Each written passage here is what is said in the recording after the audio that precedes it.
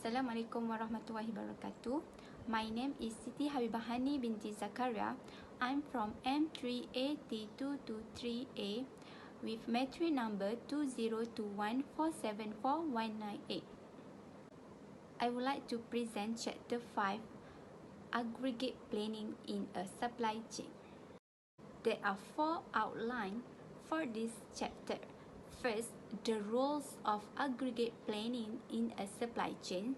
Second, the aggregate planning problem. Third, aggregate planning strategies. And fourth, implementing aggregate planning in practice. Before we proceed to the outline, we need to know what is aggregate planning.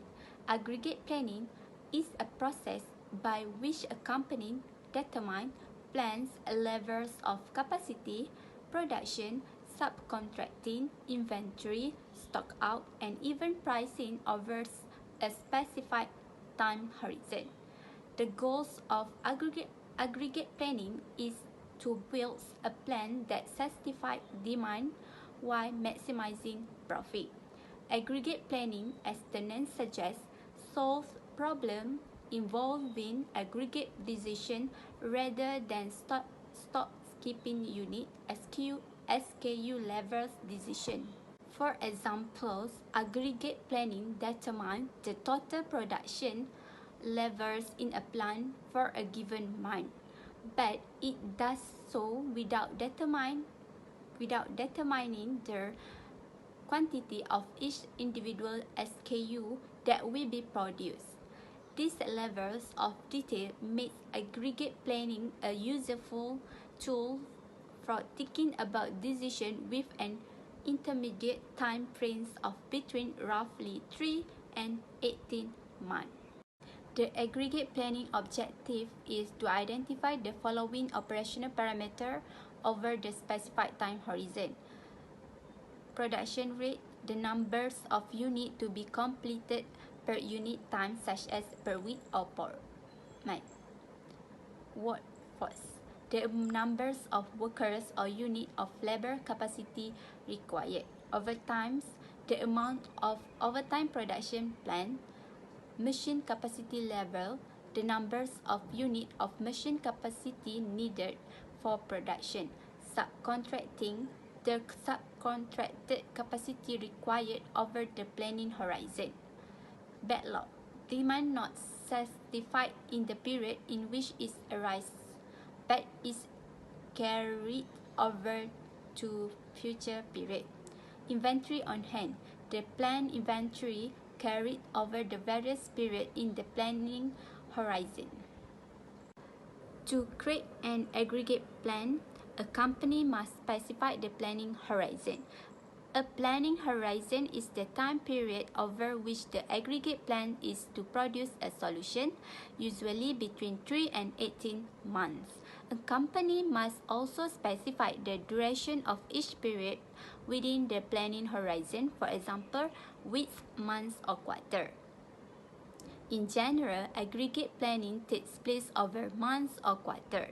Next, a company specifies key information required to produce an aggregate plan and to make the decision for which the aggregate plans will develop recommendation.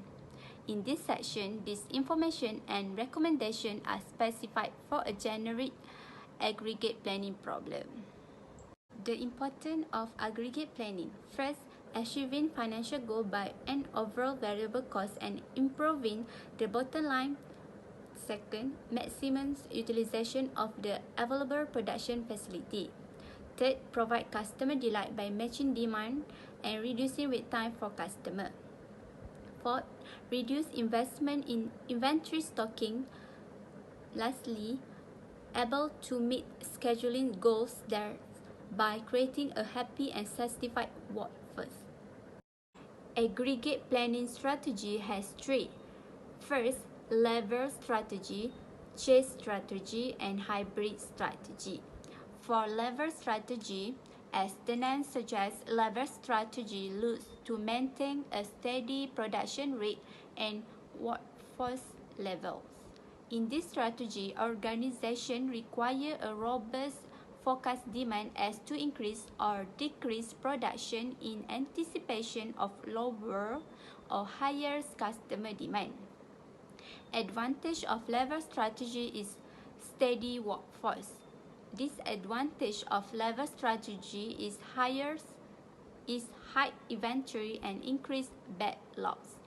Second, for chase strategy, as the name suggests, chase strategy looks to dynamically match demand with production. Advantage of chase strategy is lower inventory levels and backlog. Disadvantage is lower productivity, quality, and depressed workforce. And for hybrid strategy, as the name suggests, hybrid strategy looks to balance between lever strategy and chase strategy. Last outline for this chapter is aggregate planning in practice. First, think beyond the enterprise to the entire supply chain. Second, make plans flexible because forecasts are always wrong. Third, rerun the aggregate plans as new information emerges. Fourth, use aggregate planning as capacity utilization increases.